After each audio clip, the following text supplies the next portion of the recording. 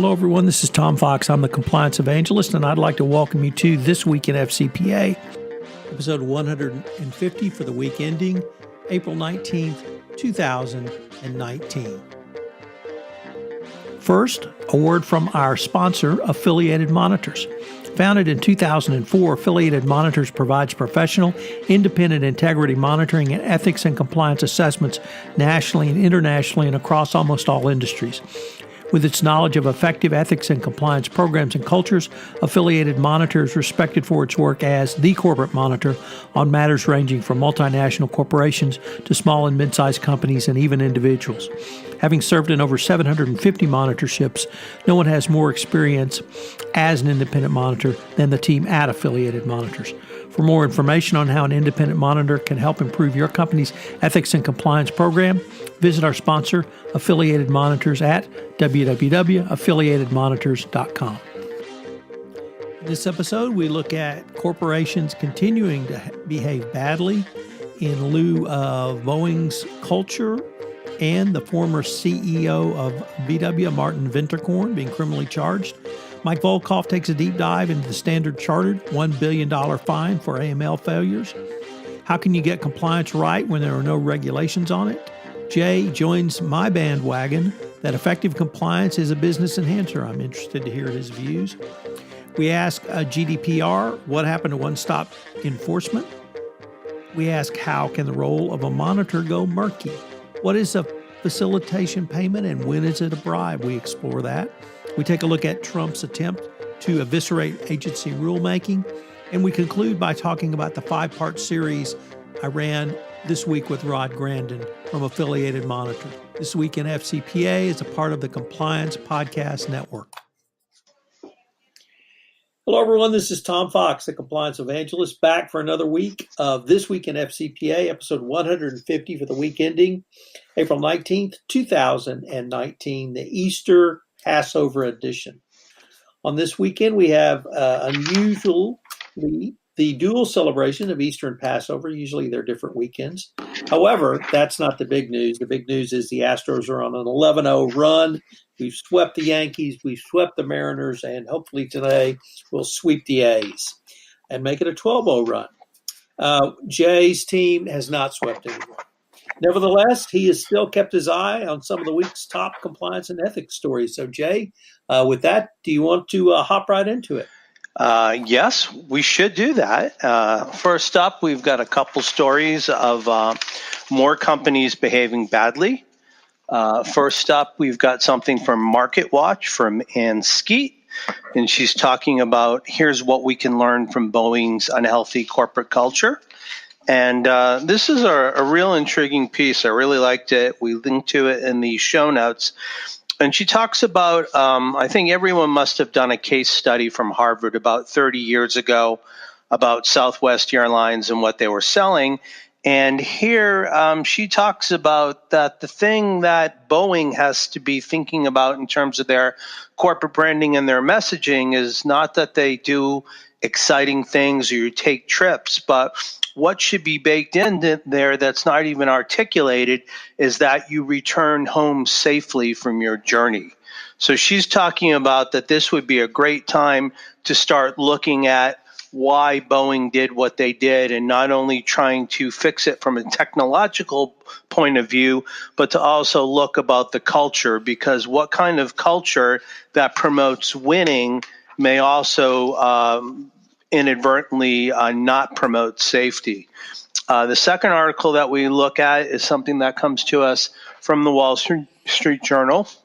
It's from William Boston, and looking at Volkswagen ex-CEO Martin Winterkorn, and he is now being brought up on individual charges, and these stem from an SEC investigation that Mr. Winterkorn, who was formerly CEO of VW's Audi luxury car unit, when he came in and he learned about the disabler switch on May 25th, 2014, he still allowed things to go along as usual.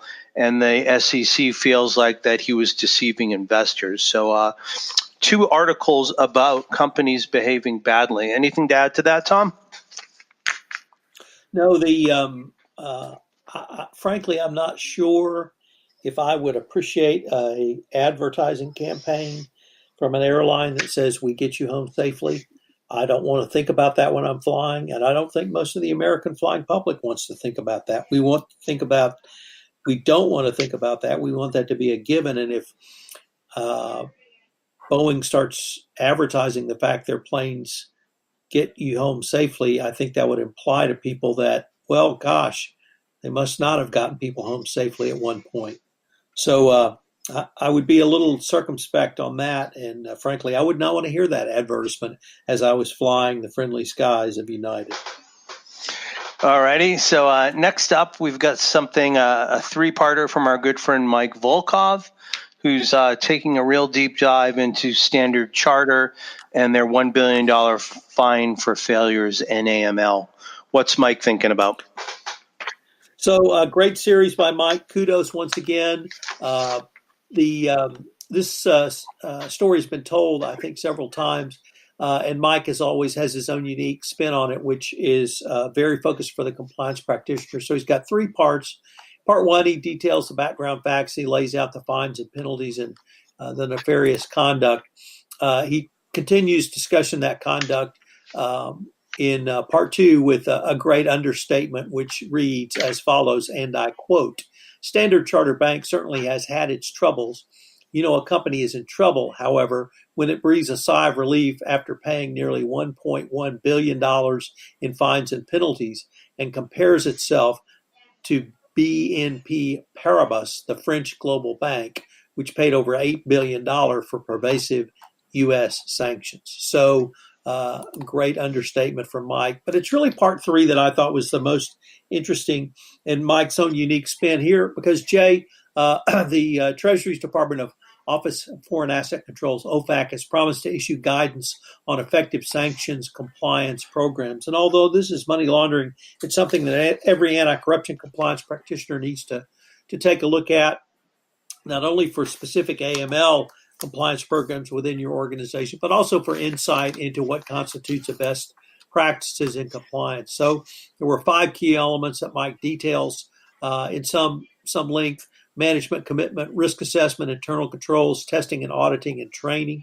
There was one new phrase that I really liked, that Standard Charter has to ensure that it has selected and, quote, calibrated, end quote, the solution in a manner that is appropriate to address SCB's risk profile and compliance needs, and that SCB routinely tests the solution to ensure effectiveness. I think best practices is certainly evolving towards that standard, but I really like the concept of calibration to bring it really into line with your risk that you have in your company. So, Jay, how do you get compliance right if people like OFAC have never issued regulations? This is a really interesting story that you found this week. It comes to us courtesy of Law 360, and the author, hopefully I don't butcher her name, is Joe Ritchie Donahue. And this is a perfect complement to what Mike and Tom were just speaking about. She looks at several different recent rulings, whether they're from OFAC or other regulators. But basically the question that Joe asks is, one of the challenging aspects of complying with requirements that are not found in regulations is knowing where to find such requirements and keeping abreast of changes. Enforcement authorities, including in the recent cases that she talks about in this article, often advise companies to ensure that corporate policies and procedures are updated regularly to reflect changing requirements. But when there is no code of regulation or similar reference document that the U.S. government is responsible for updating and publishing to the public, the mandate to maintain appropriate internal controls is generally easier said rather than done. So she said, now mining relevant U.S. government actions for relevant data points on compliance enables companies to determine with much greater clarity how they should allocate corporate resources. And now more than ever, an ounce of prevention is more valuable than a pound of cure, especially when companies can more precisely determine which, quote, ounce, unquote, of compliance is more worthwhile. So she really poses a very interesting question about, how do you find out where those rules are if we're having to only read about them in upcoming and rather successive enforcement announcements. Any thoughts there, Tom? No, I really I like your lead in, Jay, when you said it dovetailed nicely into Mike's piece, and I really thought it gave some insight into what compliance practitioners not only face, but responses they can make in that situation. Perfect. So next up, I've got a piece that I contributed this week to Corporate Compliance Insights, and it's about how to reposition compliance as a revenue generator, making the case for compliance as a business advantage.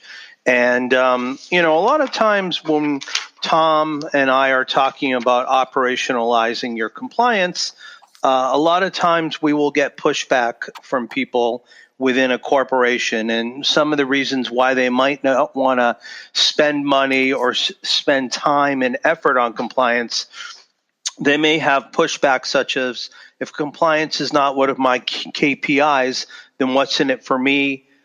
We've always done it this way, so why change now? Will my division ever realize any ROI from compliance? And we have a huge fire to put out now, so let's put it on the back burner. And once you start digging in, if you are a good salesperson and a good compliance person, you are not really going to take those objections sitting down, and you're going to look at different ways that you can basically leverage people that are already in your organization to help make compliance a revenue generator. So bringing it all home, when you have these internal obstacles to face, we have to overcome the objections, as we've demonstrated, that operationalizing good ethics and compliance policy is not only a revenue extractor, but when used properly becomes a revenue generator. And so by doing this and challenging our E&C practitioners to operationalize ethics and compliance in daily processes, they will see that compliance can become a business advantage. Hallelujah, brother. Hallelujah. So I know you and Jonathan Armstrong had one of your GDPR sessions this week, and is the article we're going to look on now, does that dovetail to anything that you and Jonathan spoke about? We actually did an entire podcast on this article, Jay, and I won't begin to detail the depth that Jonathan went into. It's extraordinarily complicated, and frankly, I was more confused at the end than I was at the beginning, and I was pretty confused at the beginning. The bottom line here is that one of the advantages touted about GDPR is that there would be one regulator for each company, basically, and that regulator would do the investigation and assess and fine and penalty. Not only a one pie on the fine and penalty concept that we have here in the United States, but one regulator, since there are 28 member EU nations. However, and that regulator was supposed to be where the company was most strongly domiciled. And as most of our listeners probably recall, Facebook, Amazon, Google have all domiciled themselves in Ireland for tax purposes. However, that's not the way it's worked out in practice. And the first major landmark decision under GDPR, the French statutory authority called CNIL, C-N-I-L, fined Google 50 million euros, despite the fact that the one-stop shop concept would have suggested that Google be investigated and fined in Ireland. However, CNIL considered that although Google does have its EU headquarters there, it doesn't. Irish entity didn't have a sufficient decision-making power in relation to the purposes and means of the relevant cross-border test. So CNIL went right ahead and took the lead on the investigation and fined Ireland. So this issue is probably going to have to go to the European Court of Justice. Obviously, U.S. companies have forum shopped in Ireland for tax purposes. now they're trying to form shop for GDPR purposes. It's not clear what this means for Ireland, although they have some assets and resources in investigation, not as much as England and not as much as the French and Germans. So whether or not one-stop enforcement comes to fruition or not under GDPR is still an open question, Jay. So, Jay, as Mr. Monitor, and I guess that makes you the spokesman for the entire monitor community. Let me ask you this question.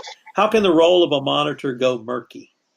Well, I've got some answers for you. This article that came to us is from Philip Bantz, and he's writing to us in law.com. And we're looking at a situation for Carnival Corp that was under an NDA.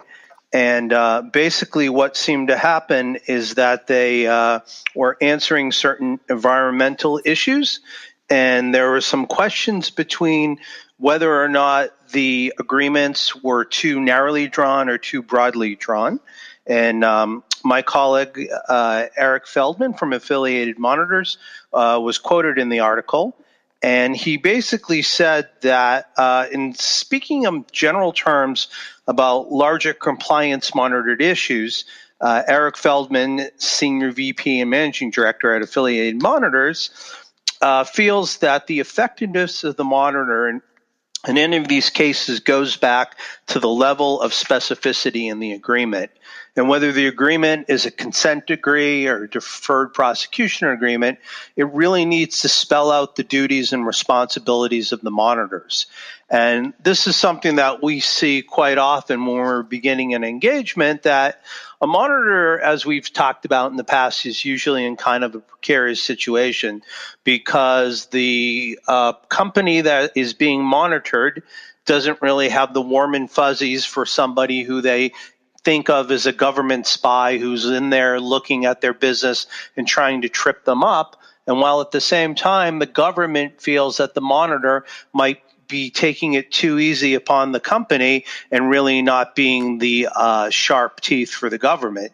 So you have to really kind of walk that very slippery slope and develop trust on both sides. And it seems that what happened here in this situation with Carnival is that really the specifics of this EPA agreement were not fully defined. Also in the article, they speak with Sarah Foley, who formerly worked for the Hershey Company and is now at Oric. And she again talked about that when you need to have a successful monitorship, it really takes a lot of thoughtful planning at the beginning, and your monitor is really only going to be as good as the directions in that agreement are drawn up. So it wouldn't be This Week in the FCPA if we did not have something from the FCPA blog, and our old friend Dick Casson has visited us with some information on Uber. What did Dick find out? So Dick used the Uber disclosure that it's under an FCPA investigation for, quote, small payments to police in Indonesia, end quote, to really explore facilitation payments. And then he also took a look at charitable donations, because that's apparently also a part of the Uber issue. Obviously, facilitation payments are exempted out of the FCPA. There's no dollar limit of what a facilitation might be. There's 5 specific uses for a facilitation payment written into the FCPA. And grease payments are not prosecuted. However, it doesn't take much for a grease payment to become a bribe. And if there were payments to police to have them look the other way when Uber was violating laws, I think that, Jay, is probably not the definition of a facilitation payment, because it's actually a facilitation payment is to get a government official to do something they were going to do already, such as give you a license or a permit or let you in through passport control quicker than they would have otherwise. So it was an interesting discussion, and it's always relevant to consider facilitation payments. Also, what is a small amount at Uber might not be a small amount to the Rosen or Fox household. So ours might be much smaller. So if they were paying thousands of dollars, we recently had a FCPA enforcement action involving Fresenius where we had gifts at just over $1,000 violating the FCPA. Then there was the charitable donations where a large donation was made by Uber in Malaysia, and Uber received it made tens of thousands of dollars. It made to the Malaysian government Global Innovation and Creativity Center, and within a year, the Malaysian government pension sponsor had invested $30 million in Uber, and Malaysia's government had passed legislation favorable to Uber. The Malaysian government Global Innovation and Creativity Center denied any quid pro quo, but you have to ask the question because the timing sure looks interesting. And once again, there's no fine line, or rather fine definition on charitable donations under the FCPA. We've had several enforcement actions around this. So once again, Cognizant Technologies and MTS this year had components with charitable donation violations. So great piece from Dick reminding us to take a look at this, and it really turns on the corrupt nature, Jay, of the donation. Jay, we had a couple of articles recently about the Trump administration attempting to eviscerate agency rulemaking. Joe Mont took a look at it in Compliance Week, and Matt Kelly took a look at it in Radical Compliance, and I probably should have added to the show notes. Matt and I did a podcast on it this week. What were your reflections on reading these articles? Well, I don't think it's as confusing as GDPR and CNIL in Ireland, but it's getting close. So basically, the OMB, the Office of Management and Budget, published a memo directed at all federal agencies telling them that effective May 11th, they must submit all proposed rules and regulatory guidance to the Office of Information and Regulatory Affairs, and the four-letter alphabet there is OIRA, and bureaucrats there will then rule on whether a proposed rule is, quote, major, unquote, or, quote, minor, unquote, according to the parameters of the Congressional Review Act, a favorite tool of Republicans used for squashing Democratic-led legislation and regulation. Now, where Joe is very much all business on this, Matt really gets in a little bit to the weeds, and that's why he's the coolest guy in compliance. And he talks about, this just could be another way for the White House trying to gain more executive power and take it away from the congressional power to not only spend money, but to also pass laws. So Matt pulled out a little bit of history, and I guess this Congressional Review Act itself was the brainchild of Newt Gingrich, and the latest OMB policy is just another incarnation of the same sentiments. Conservatives looking to score cheap points by taking up some administrative deep state looking to sell out the company, when plain fact is that large, complex, service-oriented economies requires regulations. So Matt says, let's get this right the first time, rather than second-guess ourselves into paralysis and impotence, because that's the direction the White House plan takes us, and there are a dozen different ways to do it better. So what did you basically say that on the podcast as well? So we took, first of all, wearing my lawyer Tom hat, I don't think this passes the administrative law test or the Administrative Law Act. So I don't think it's legal.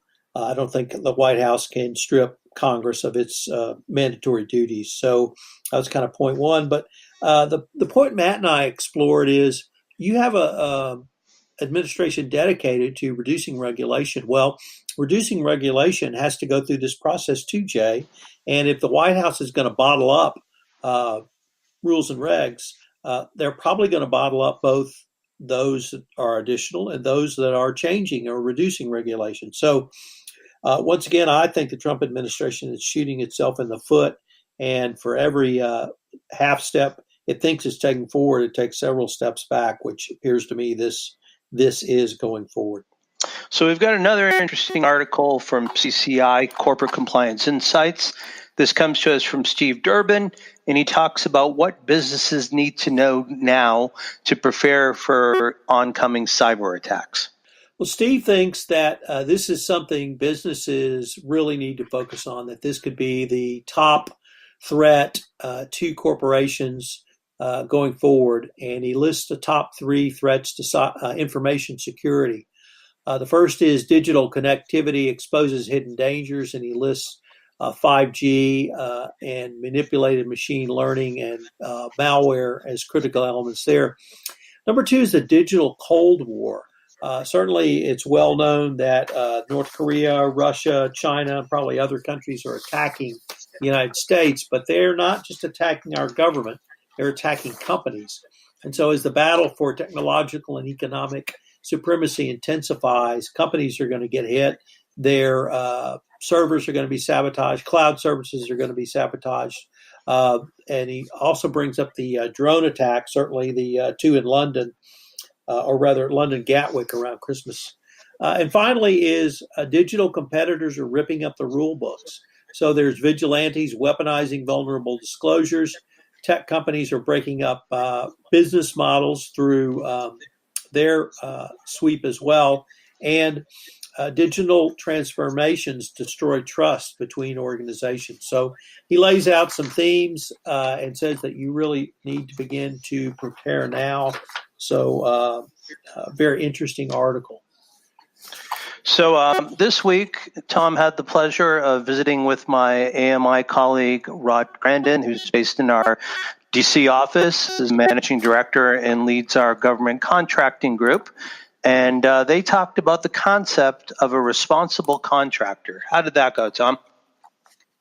So it's a great series, Jay. Rod is really the man when it comes to government contracting. He was a longtime JAG officer, JAG lawyer. Then he went to the IG's office with the Department of Air Force, as he said, before he took off the uniform and moved into private practice. He knows federal contracting inside and out. So we talked about really what is a responsible contractor, what does the government expect. We focused one episode on small businesses and what small businesses can do to have a robust compliance program, even in the face of much less revenue than larger defense contractors. I was able to pose a question to him I've wanted to ask him for some time, which is, why are we even talking about this nearly 20 years after Sarbanes-Oxley and quite a bit of time as well from the defense side of things. And finally, how do you keep it fresh?